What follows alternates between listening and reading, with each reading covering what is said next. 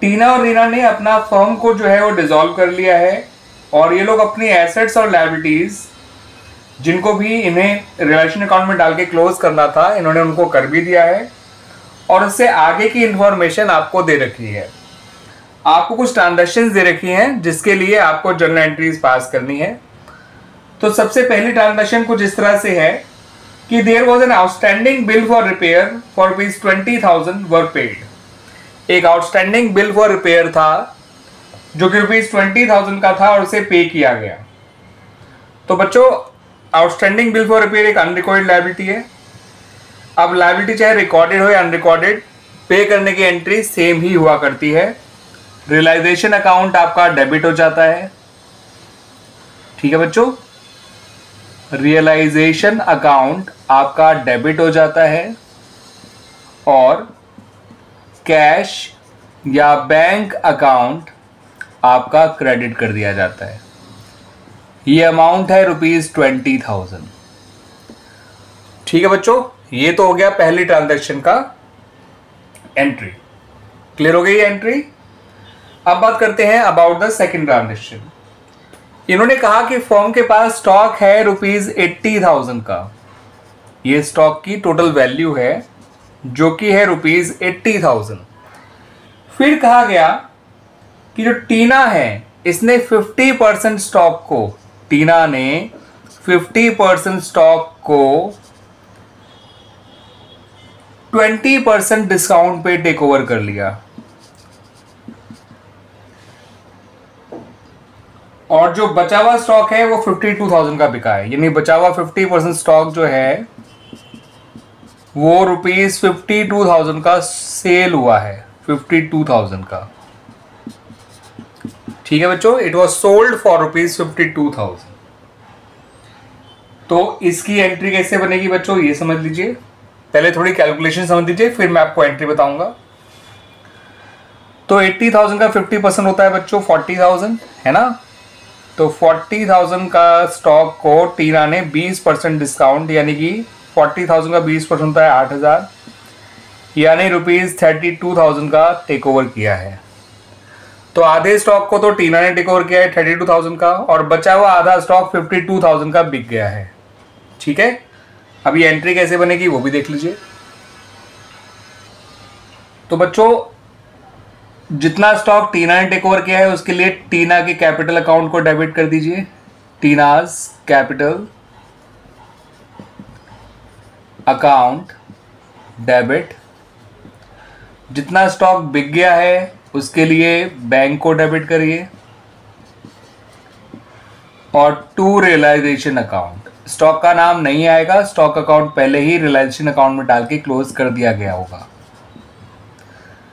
टीना में लिखिए 32,000, बैंक में लिखिए 52,000 और यहां लिखिए 84,000। ये हो गई बच्चों हमारी सेकंड ट्रांजैक्शन की journal entry. Now come to the third transaction. इन्होंने कहा है कि फर्म के पास 100 शेयर्स थे पहले से ही जिनकी जो 10 रुपए के खरीदे गए थे। ठीक है, थे वो ₹10 के 100 शेयर थे इनके पास, यानी एक तरह से इनकी इन्वेस्टमेंट थी। इसको पार्टनर्स ने उनकी मार्केट वैल्यू पे ले लिया। थे तो ₹10 के लेकिन उन्होंने लिया उसकी मार्केट वैल्यू पे जो कि ₹20 है। ठीक है, पर शेयर। और इन्होंने अपने प्रॉफिट शेयरिंग रेशियो में से टेक ओवर किया है टीना और रीना ने और इनका प्रॉफिट शेयरिंग रेशियो है 3:2। तो अब इसकी एंट्री कैसे बनेगी बच्चों वो समझ लीजिए। आपको 100 × 20 करना है जितने प्राइस पे इन्हें टेक ओवर किया है। तो 100 × 20 होता है बच्चों 2000 और 2000 को 3:2 के रेशियो में बांट दीजिएगा तो आएगा 1200 और 800। तो बच्चों चाहे एसेट रिकॉर्डेड हो या अनरिकॉर्डेड, अगर पार्टनर टेक ओवर करेगा तो उसकी एंट्री होती है पार्टनर डेबिट, यानी टीना और रीना दोनों के कैपिटल अकाउंट आपको डेबिट कर देने हैं। आप लोग उसको पूरा ढंग से लिख लीजिएगा बच्चों, प्रॉपर एंट्री को। To realisation account, realisation account का नाम भी पूरा लिख लीजिएगा। यहाँ लिखिएगा 2000, यहाँ आएगा 1200, यहाँ आएगा 800। इस तरह से ये तीसरी ट्रांजेक्शन भी हमारी कंप्लीट हो गई। ठीक है, now come to the fourth transaction.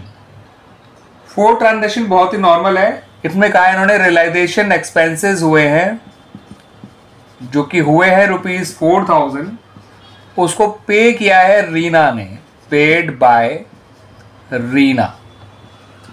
तो रीना ने पे किया है बच्चों इन खर्चों को, लेकिन बेयर किसको करना था ये नहीं बता रखा, तो इसको बेयर करना था बाय द फर्म।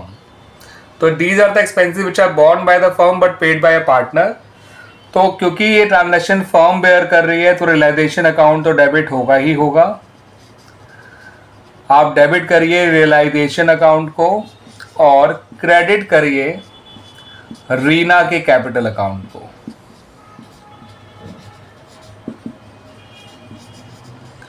तो ये एंट्री होगी विद ₹4000। क्लियर बच्चों?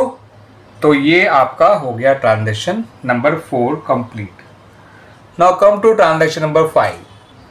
ट्रांजैक्शन नंबर 5 कुछ इस तरह से है बच्चों। टीना ने फर्म को लोन दे रखा था ₹40,000 का, जो लौटा दिया गया, which was duly paid.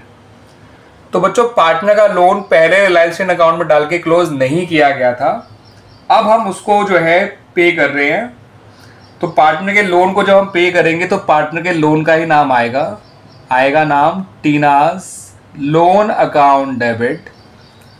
Partner के लोन को जब आप पूरा पे कर देंगे तो Tina's loan account debit to bank या कैश, आप जो भी चाहे लिख दीजिएगा। ठीक है बच्चों, मैं फिलहाल बैंक लिख रहा हूँ। और लोन था ₹40,000 का, तो ये एंट्री 40,000 से बन जाएगी। Now come to the 6th and the last transaction. Reena ने कहा कि वो अपने हस्बैंड का लोन जो कि ₹10,000 है उसे 10% डिस्काउंट पे कर देगी। तो रीना के हस्बैंड का जो लोन था वो ₹10,000 था, वो 10% डिस्काउंट पे अपने हस्बैंड के लोन को पे करने के लिए तैयार है। तो बच्चों पार्टनर के जो हस्बैंड का लोन होगा वो एक आउटसाइड लोन है जिसे हमने पहले रिलेशन अकाउंट में डाल के क्लोज कर दिया होगा। तो एक आउटसाइड लायबिलिटी है ये, जो पहले रिलेशन अकाउंट में डाल के क्लोज की जा चुकी है। तो ऐसी लायबिलिटी जो पहले रिलेशन अकाउंट में डाल के क्लोज कर दी जाती है, जिसे अगर आप फॉर्म पे करेगी तो एंट्री बनेगी realisation account debit to bank, लेकिन अगर पार्टनर उसकी रिस्पॉन्सिबिलिटी ले लेगा तो एंट्री बनेगी realisation account debit to partner's capital account. जैसे कि यहाँ पर रीना ने रिस्पॉन्सिबिलिटी ली है अपने हस्बैंड के लोन को पे करने की, और ये एंट्री बनेगी उस प्राइस से, उस अमाउंट से जितना में ये उसने सेटल करना है। तो 10,000 से मत बनाइएगा, 10,000 का 10% डिस्काउंट हटाने के बाद जो अमाउंट आएगा ₹9,000, उससे बनाइएगा ये एंट्री। और एंट्री क्या बनेगी वो भी देख लीजिए।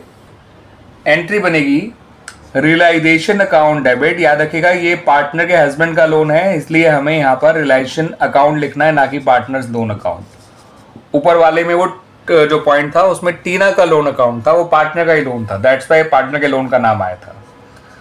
और इस लोन को फॉर्म नहीं पे कर रही है, रीना ने कहा है मैं पे कर दूंगी, तो टू रीनाज कैपिटल अकाउंट। ठीक है बच्चों, और अमाउंट आएगा 9,000, जितने में वो उसको सेटल करेगी 10% डिस्काउंट पे। 10,000 का 10% 1,000, हटा दीजिए उसको तो बचा 9,000। तो इस तरह से हमारा ये पर्टिकुलर क्वेश्चन कंप्लीट हो गया बच्चों। उम्मीद करता हूं कि आपको ये सारी ट्रांजैक्शन की जर्नल एंट्रीज अच्छी तरह से समझ में आई होंगी बच्चों।